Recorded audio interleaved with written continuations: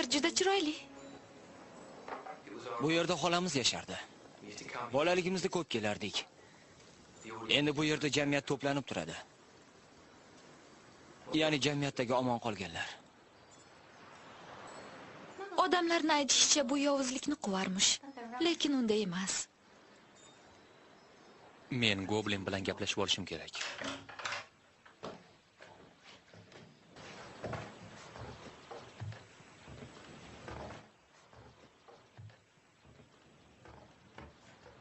Qalaysiz?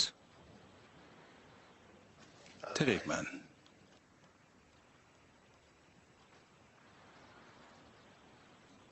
Unutgan bo'lsangiz kerak. Gringottsga birinchi tashrifingizda sizni kuzatib qo'yganimda, hatto goblinlar orasida ham mashhursiz, Garri Potter. Uy ajinasini daf qildingizmi?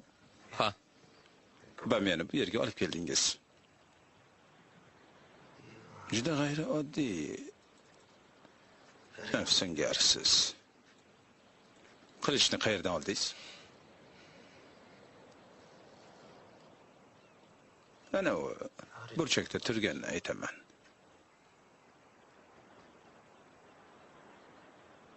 tushuntirish qiyin. Nima uchun Bellatrix Lestrange buni Gringottsdagi seyfimda bo'lishi kerak deb o'ylayapti? Tushuntirish qiyin. Bu qilich ayni kerakli damda paydo bo'ldi. Biz uni o'g'irlamadik. Lestrange xonim seyfida ham shunga o'xshash qilich bor. Lekin u qalbaki. Uni o'sha yerga yozda olib kelishgan. Uni qalbaki ekanligini bilib qolmadimi? Nusxasi ancha ishonarli chiqqan. Faqat Goblin mana bu Gryffindorning haqiqiy qilichi ekanligini bilishi mumkin. Uni seyfga kim yashirgan? Hogwartsdagi bir professor. Bilishimcha u hozir direktor bo'lgan. Snape. U qalbaki qilichni Bellatrix seyfiga yashirib qo'ygan. Nimaga? Gringotts seyflarida antiqa buyumlar keragidan ziyoda. Qiziq, Lestrange xonim seyfida ham shundaymi? Bo'lishi mumkin.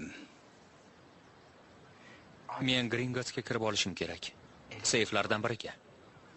Buning iloji yo'q. Bir o'zim bo'lsam, ha, iloji yo'q. Siz bilan esa mumkin.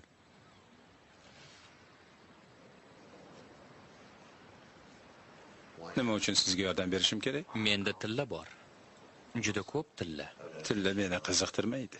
Unda nima?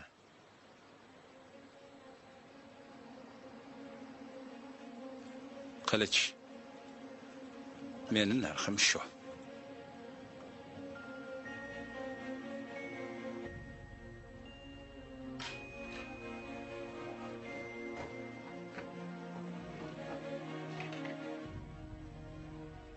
Jon Tomor Bellatrixani seyfida deb o'ylaysanmi?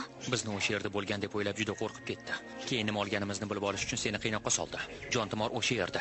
Jonining yana bir bo'lagi o'shani